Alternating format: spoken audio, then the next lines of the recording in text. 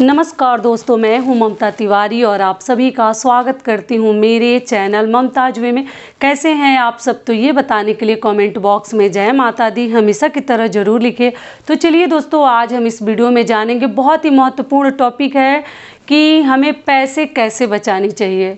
क्या करें कि पैसा जो है हमारे पास थोड़ा बहुत इकट्ठा हो जाए, हम बचा लें। कौन कौन से कार्य करें, कौन से रास्ते अपनाएं, क्योंकि महंगाई जो है ना चरम सीमा पे है। महंगाई जो है दिन रात बढ़ रही है। और जो देखिए नौकरी कर रहे हैं तो उनका तो मतलब सैलरी के साथ महंगाई भी बढ़ रहा है। जितना सैलरी मिल रहा है उसके हिसाब से महंगाई भी बढ़ रहा है। लेकिन मान लीजिए जो प्राइवेट जॉब करते हैं, जिनका सैलरी जो है फिक्स है, कभी बढ़ता नहीं है, तो कैसे हम जो है बजट करें, बजट कैसे करें, हम पैसे कैसे बचाएं। तो इसी के ऊपर आज का ये हमारा वीडियो है। तो आप बने रहिए मेरे साथ मेरे चैनल पर। अगर आपको मेरा वीडियो पसंद आता है तो प्लीज़ आप मेरे चैनल को सब्सक्राइब कर दीजिएगा, बेल आइकन को प्रेस कर दीजिएगा, जिससे कि मेरे वीडियो के नए नोटिफिकेशन आप लोगों के पास सबसे पहले पहुँचे। तो चलिए शुरू करते हैं। तो सबसे पहला पॉइंट्स कि देखिए, पैसा को कभी भी, ऐसे तो सभी को ये चीज़ मालूम है, फिर भी मैं थोड़ा सा बताना चाहती हूँ कि कभी भी पैसा सोच समझ कर खर्च करें। कभी भी मतलब जब खर्च करने जा रहे हैं तो सोच समझ कर करें। जो ज़रूरत वाली चीज़ें हैं, जो जिसके बिना एकदम आपके घर में मतलब उसके बिना काम चल ही नहीं सकता, जैसे सिलेंडर है, उसके बिना काम चल ही नहीं सकता। और हमें ये चीज़ पता है कि हमें सिलेंडर लेनी है, और हम क्या करते हैं ना कि जो हम महिलाएं हैं तो हमें थोड़ा बहुत सोच समझ कर चलनी चाहिए। ऐसे घर के सभी परिवार को सोच समझ कर पैसा खर्च करनी चाहिए। तो वो क्या है कि देखिए, हम जाते हैं और मान लीजिए हमारे पास जैसे 2000 ही रुपए है, लेकिन हम मार्केट जब जाते हैं तो हमें लगता है कि पसंद आ जाता है ना। एक हमारा ये नेचर ही होता है महिलाओं का या और भी लोगों का कि थोड़ा ये खरीद लेते हैं, ये भी देखने में सुंदर लग रहा है, ये घर में सजाएंगे, ये बर्तन ले ले, ये क्रॉकरी ले ले। तो हम जो है ना वो पैसा खर्च करके चले आते हैं, और फिर हमारे घर में जो महत्वपूर्ण चीज़ें हैं वो कहीं ना कहीं रह जाती है। हम नहीं खर्च कर पाते, मतलब जगह पे नहीं कर पाते हैं। तो क्या होता है, तब जो है हम फंस कर रह जाते हैं और फिर हम बहुत अधिक परेशान हो जाते हैं।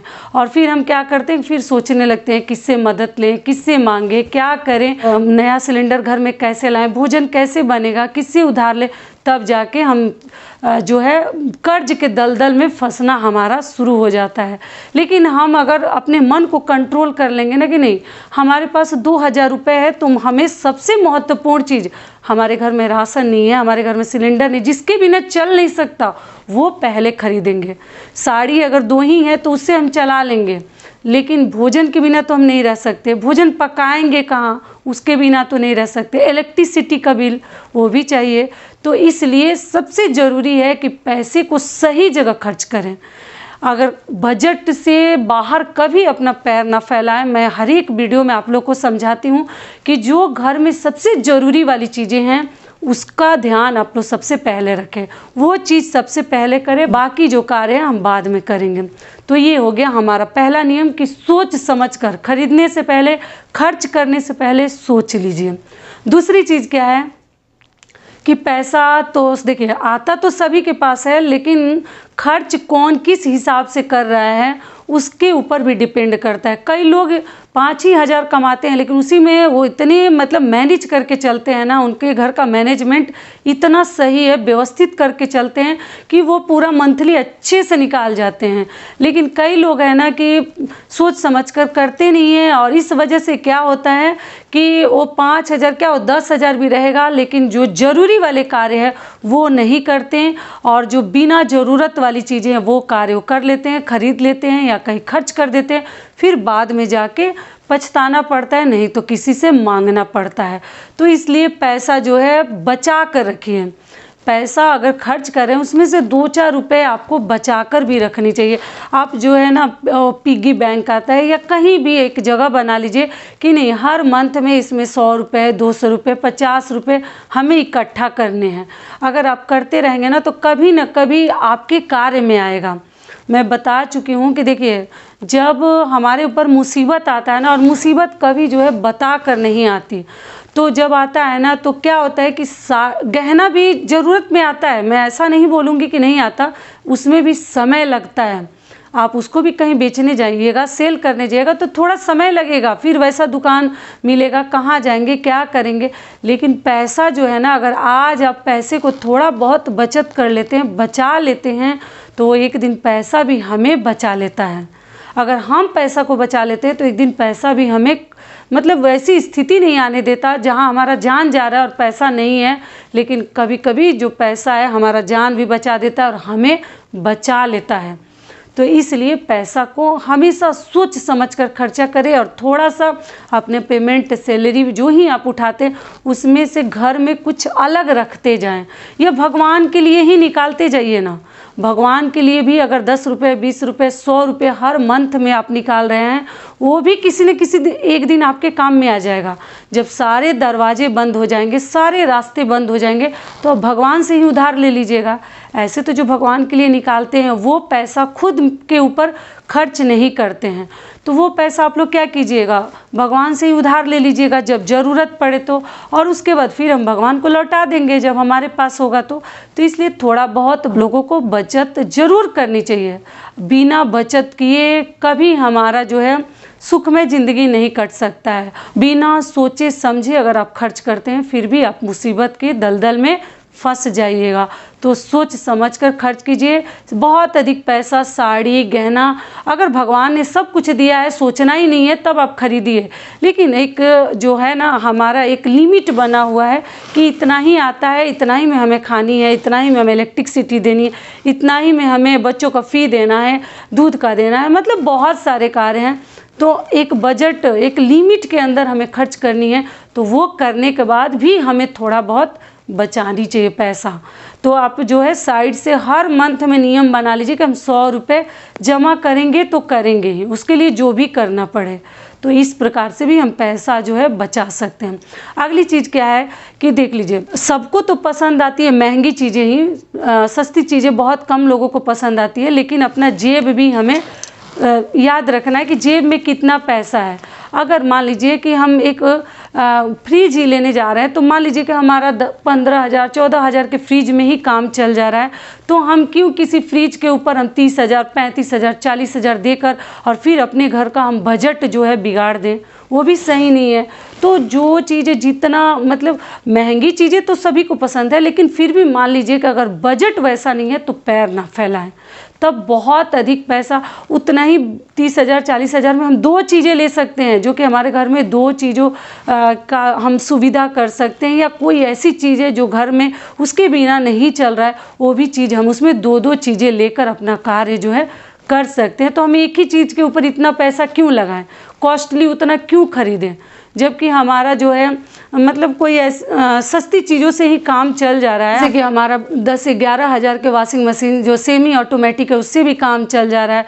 फ्रिज हमारा 14-15,000 में काम चल जा रहा है, तो फिर हम क्यों जाएंगे महंगा लेने।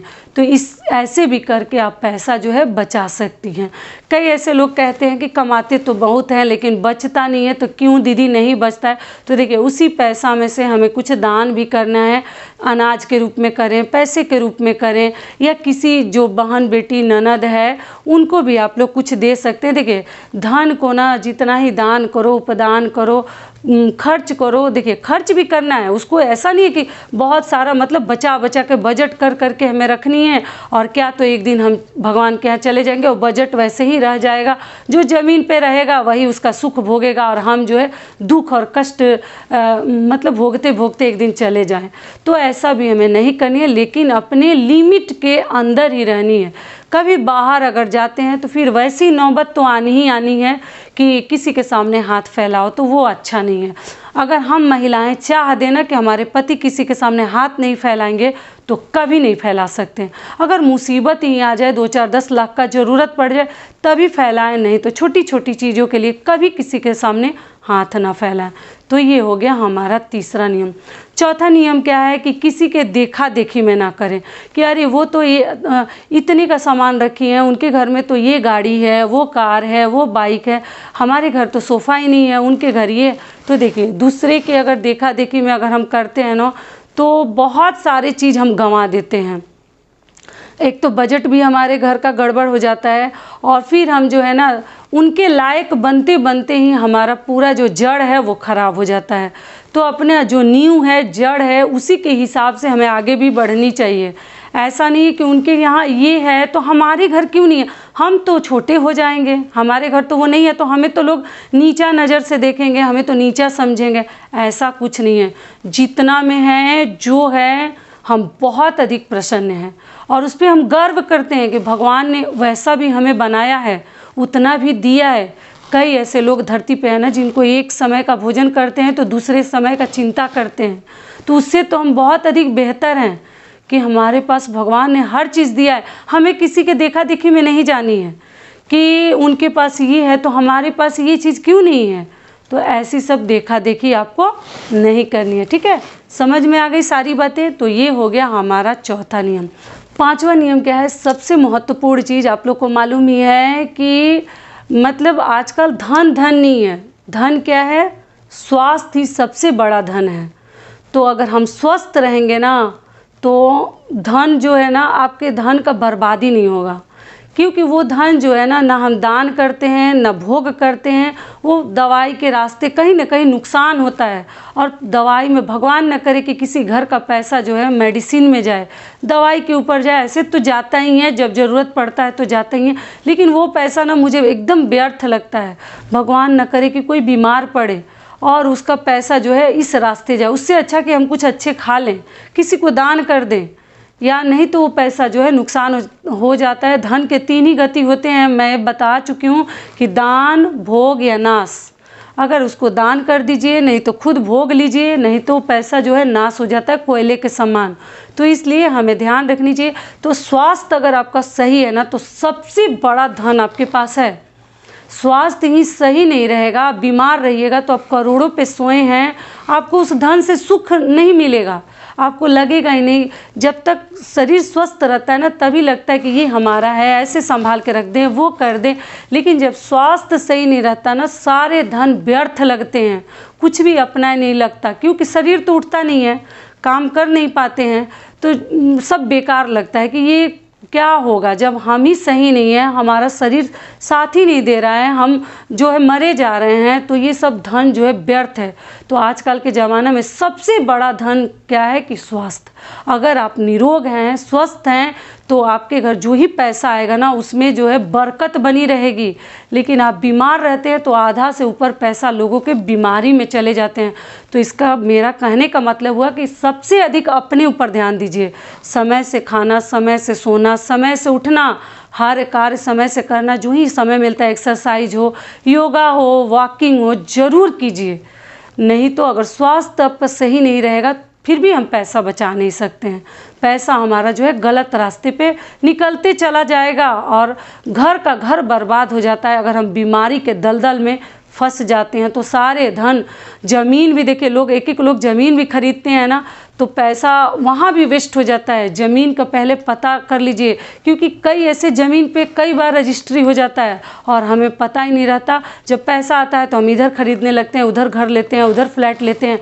पहले पता कर लीजिए, मन को ठंडा करके, एकाग्र करके कि इस ज़मीन पे पहले से तो किसी ने रजिस्ट्री इस घर का नहीं करवाया, इस ज़मीन का नहीं करवाया, नहीं तो फिर हम जो है हाय करके गिरते हैं और एक ही ज़मीन का कई बार रजिस्ट्री आजकल के ज़माने में हो जा रहा है और फिर जो है लोग धोखा खा रहे हैं और बर्बादी तो होना ही होना है। तो इसलिए पैसा आता है तो पहले सोच समझ कर उसको इन्वेस्ट करें कि कहाँ हमें लगानी है, कैसे हमें खर्च करनी है, कि जहाँ जो है हम किसी मुसीबत में ना पड़ें।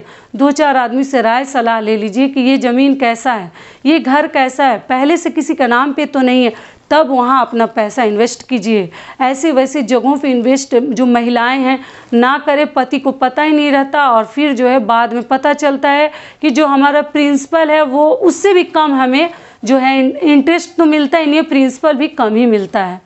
तो इसलिए ध्यान रखिएगा, कोई भी अगर, कई लोग शेयर मार्केट में लगा देते हैं, कई लोग ऐसे वैसे जगहों पे इन्वेस्ट कर देते हैं और जो हमारा रखा हुआ पैसा है वो भी किसी न किसी रास्ते हमारा जो है बर्बाद हो जाता है। तो ऐसे सब लालच में ना फंसे। जब तक पूरी तरह आपको जानकारी नहीं है तो इन सभी चीज़ों में पैसे को इन्वेस्ट ना करें। ठीक है, सारी बातें समझ में आ गई। अगली और आखिरी चीज़ क्या है कि घर में लाइट्स वगैरह जल रहे हैं तो बच्चों को भी समझा के रखें और खुद भी ध्यान रखें कि जिस रूम से आप निकल रही हैं, जिस कमरे से निकल रही हैं, वहाँ के लाइट ऑफ कर दे, फ़ैन ऑफ कर दे और एसी वगैरह जो चल रहा है वो भी ऑफ कर दे। उससे भी आप काफ़ी पैसे बचा सकती हैं। नहीं तो है बच्चे हैं लापरवाही में, जहाँ एसी चल रहा है वहीं छोड़ देते हैं, जहाँ फ़ैन चल रहा है वहीं चलते छोड़ देते हैं। उससे भी हमारे घर में 2000 के बदले 5000 बिल आता है एसी का।